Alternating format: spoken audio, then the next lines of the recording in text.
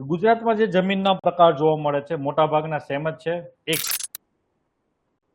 લખો કાળી જમીન,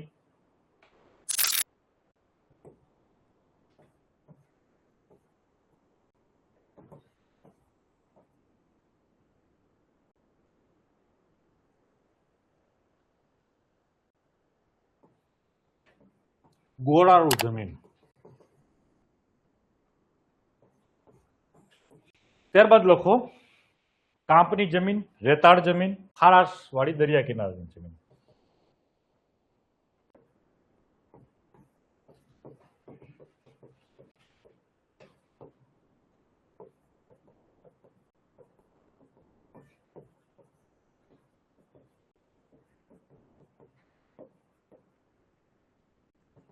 અને એક હજી લખી દો લાલ પર્વતીય જમીન. અલગ અલગ બુકમાં અલગ અલગ આપેલું હશે.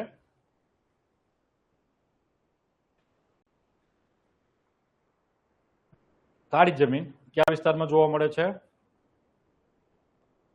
ગુજરાતમાં કાળી જમીન સૌરાષ્ટ્ર, નર્મદા, ખીણ, ભરૂચ, વડોદરા અને સુરત આ બધા જિલ્લાઓમાં ખાસ જોવા મળે. આમ સૌરાષ્ટ્રમાં વધારે જોવા મળશે કપાસની કાળી જમીન. કેમ બને છે? એ જ અહીંયા બને એ જ મુખ્ય પાક કપાસની કાળી જમીન. કપાસ, શેરડીનો પાક 6-8 મહિના ચાલે. શેરડી, મગફળી 4-5 મહિના હોય. સોયાબીન આ બધા લાંબા ગાળાના પાક છે તો એ બધા લખી દો. વિશેષતા લાંબા સમય સુધી પાણી સંગ્રહ કરી રાખે છે. આપણે આગળ ચર્ચા થઈ ગઈ. ત્યારબાદ આવો ગોરાળુ જમીન. ગુજરાતમાં ગોરાળુ જમીન જે જોવા મળે છે મધ્ય અને ઉત્તર ગુજરાતમાં. ગોરાળુ જમીનની વિશેષતા છે કે આ જમીન રેતાળ હોવાથી અહીં પાણી છે એનો નિકાલ ફટાફટ થઈ જાય છે અને ખેતી માટે અનુકૂળ બને છે. પાણી સંગ્રહ નથી કરતી રેતાળ ભૂમિ હોય એના કારણે પાણીનું ફટાફટ નિરાકરણ થઈ જાય છે, નીકળી જાય છે. એના કારણે જમીન ખેતી લાયક બને છે. તો લખો આમાં જે પાક થાય છે તમાકુ, જીરું, ઘઉં, બટાકા. ઊંઝા છે ને જીરુંનું માર્કેટ, જે ટેગ મળ્યો. બટાકા બનાસકાંઠામાં, ડીસા, ખાસ ડીસા એનું કેન્દ્ર છે. તો ગોરાળુ જમીન. હવે આવો કાંપની જમીન. જેમ ત્યાં કાંપની જમીન હતી એમ અહીં ગુજરાતમાં આપણે કીધું હતું ને કે જોવા મળે છે. તો ખાસ કરીને કાંપની જમીન ક્યાં જોવા મળે કે આપણી જે મોટી નદીઓ છે સાબરમતી, મહી, નર્મદા, કે જ્યાં કાંપ પાથરે. તો ખાસ કરીને આ બધું કાપ ક્યાં પાથરે છે? મોટી નદીઓ, ભાલ પ્રદેશ, અમદાવાદ, બીજી સૌરાષ્ટ્રની મોટી નદીઓ છે ભાવનગરની, આ બધે કાપ પાથરે છે. તો લખો ભાલ પ્રદેશ, અમદાવાદ આ બધે આ જમીન જોવા મળશે. ખૂબ જ ફળદ્રુપ છે, ખેતી માટે ઉત્તમ જમીન છે. અહીં કપાસ, ઘઉં, શાકભાજી, કઠોળ ના પાક લેવામાં આવે છે. ત્યારબાદ લખો રેતાળ જમીન. ખાસ કરીને રેતાળ જમીન જ્યાં જોવા મળે છે કચ્છ, બનાસકાંઠા. આપણે ગુજરાતમાં જે રણ છે ને આ બાજુ કચ્છ, બનાસકાંઠા, સાબરકાંઠા લખો ત્યાં જમીન જોવા મળશે. કચ્છ, બનાસકાંઠા, સાબરકાંઠા જ્યાં રેતાળ જમીન જોવા મળશે. શું શું થાય? તો ઉત્તર ગુજરાતમાં બાજરી, એરંડા. એરંડા ઓછા પાણીએ લાંબા સમય સુધી ટકી શકે છે અને થાય છે. પાક બહુ લાંબો છે, એ ઉનાળા સુધી એમનો પાક ચાલતો હોય તો પણ ચાલે. તમે ઉત્તર ગુજરાતમાં જશો એરંડા જોવા મળશે. આ જમીનની વિશેષતા છે કે પાણી ઝડપથી નીચે ઉતરી જાય છે.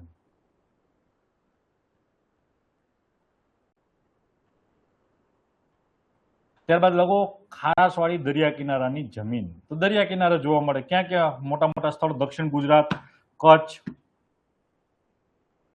ભરૂચ, ભાવનગર આ બધા વિસ્તારોમાં ખારાશવાળી દરિયા કિનારાની જમીન જોવા મળે છે.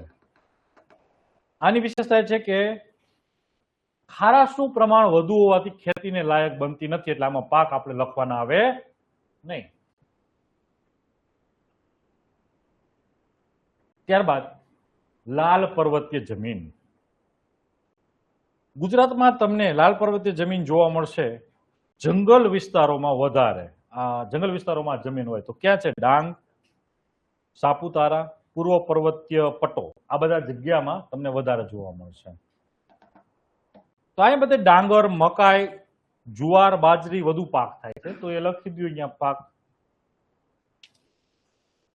આમાં ખાસ જે યાદ રાખવાની છે બે જમીનો, અહીંથી ક્વેશ્ચન વધારે પૂછાય, કાળી જમીન અને ગોરાળુ જમીન. કાપની જમીન ભારત સ્તરે પૂછાશે, ગુજરાત સ્તરે ઓછું પૂછાશે. તમાકુના પાક માટે ગુજરાતમાં ક્યાં અનુકૂળ છે? અને કાળી જમીન, કપાસની કાળી જમીનની પણ અહીં ક્વેશ્ચન પૂછાય છે. તમાકુના પાકની ચર્ચા કરીએ તો તમાકુનો પાક એક એવો પાક છે કે જે વાવ્યા પછી એની માવજત બહુ ઓછી કરવી પડે છે. જનરલી મગફળી વાવી હોય, મકાઈ વાવી હોય તો ઢોર ઢાંખરની થી બચવા માટે પાકને વાડ કરવી પડે, કંઈક ને કંઈક કરવું પડે, રખોલે જવું પડે. કપાસનો પાક એક એવો, તમાકુનો પાક એક એવો પાક છે એને કોઈ પણ પ્રકારની રક્ષાની જરૂર નથી, ઢોર પણ ખાતા નથી.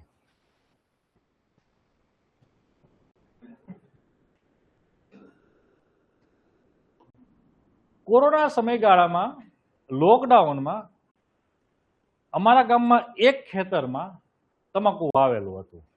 સૌરાષ્ટ્રમાં ઓછું તમાકુ વાવવામાં આવે છે, કપાસ, મગફળી વધારે વાવવામાં આવે છે. તો પેલા માણસોએ પ્રયાસ કર્યો એ લોકડાઉનમાં, કારણ કે ગોતવાનું, અહીંથી મોતી લઈ, અહીંથી ગોતી લઈ, ત્યાંથી ગોતી લઈ, પછી ના મળ્યો એટલે આજુબાજુના ગામવાળા ખેતરે આવતા એ બધા તમાકુના પાંદડાઓ તોડીને લઈ જતા હતા, સુકાવીને ખાતા હતા. તો એ દાદા કહેતા હતા કે મેં જીવનમાં કે બીજી ત્રીજી વખત તમાકુ વાવ્યું, ક્યારે મારે ઢોરાથી રખોલે નહોતું જવું પડ્યું, પશુઓથી રખોલે નથી જવું પડ્યું, પણ આ પહેલી વખત આ માણસો ના ખાઈ જાય એ માટે મારે રખોલે જવું પડ્યું હતું. ચાલો.